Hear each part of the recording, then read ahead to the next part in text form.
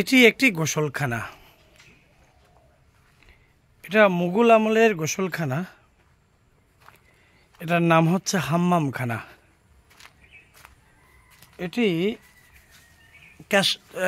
যশোর জেলার কেশবপুর উপজেলায় অবস্থিত। এখানে মূলত নবাবের প্রতিনিধিরা এখানে থাকতেন, তারা গোসল করতেন। এই হচ্ছে একটা কূপ। কূপটা এখন আপনার ময়লা আবর্জনায় ভরে গেছে। দেখেন ছোট ছোট প্রকোষ্ঠ আছে, এখানে হয়তো মোমবাতি বা বাতি জ্বালানো হতো।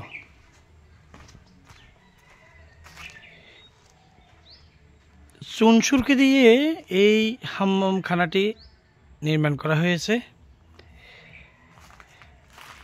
আর যে ইট ব্যবহার করা হয়েছে সবগুলো চার কোণাকৃতি। এই যে প্রকোষ্ঠগুলোতে আলো দিয়ে হয়তো এখানে পাহারাদাররা হয়তো কেউ থাকতেন। এখানে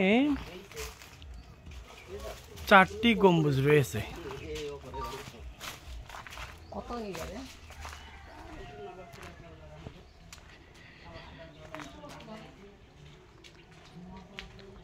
এটা নবাব সিরাজউদ্দৌলার প্রতিনিধিরা এখানে থাকতেন। এই কক্ষটিতে মূলত গোসল করা হতো।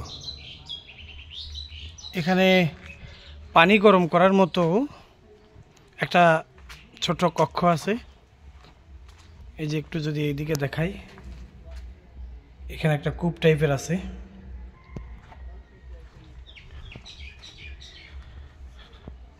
এখানে আসলে নবাব বাড়ি, এখানে নবাবের লোকজন এখানে থাকতেন, কিন্তু এখন আর সেটি অবশিষ্ট নেই। এই দিক থেকে দেখাই, এই যে দেখেন পুরো ঘরটা। ওই যে ওখানে কূপে উঠার জায়গা, এই ভেতরে গোসল করে কাপড় চোপড় পাল্টাতে পারতেন। আর এদিকে হচ্ছে পানি গরম করার জায়গা।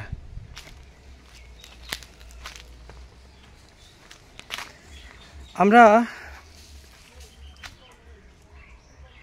যশোর যাওয়ার পথে আমরা আসছি। এই জায়গাটা কোন জায়গা থেকে উঠলাম চাচা? আপনাকে আনলাম কেশবপুর সদর থেকে আমরা আসছি এই চাচার গাড়িতে করে হাম্মামখানা।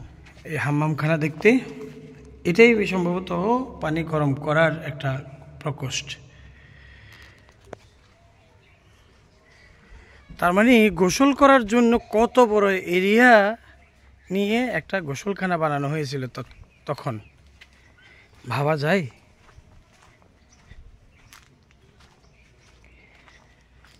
এরকম পুরাকৃতি স্থাপনা দেখতে আমাদের সঙ্গেই থাকবেন। আমরা বিভিন্ন সময়ে বিভিন্ন স্থান ঘুরে আপনাদেরকে দেখানোর চেষ্টা করছি। এখানে গম্বুজ কয়টা? 3টা গম্বুজ দেখাই যাচ্ছে, 3টা, কিন্তু কাগজে 4টা লিখেছে না গম্বুজ। তো আপনারা পরবর্তী স্থাপনার জন্য অপেক্ষা করবেন আশা করছি। কাদিকের সাথে থাকবেন, ভালো থাকবেন।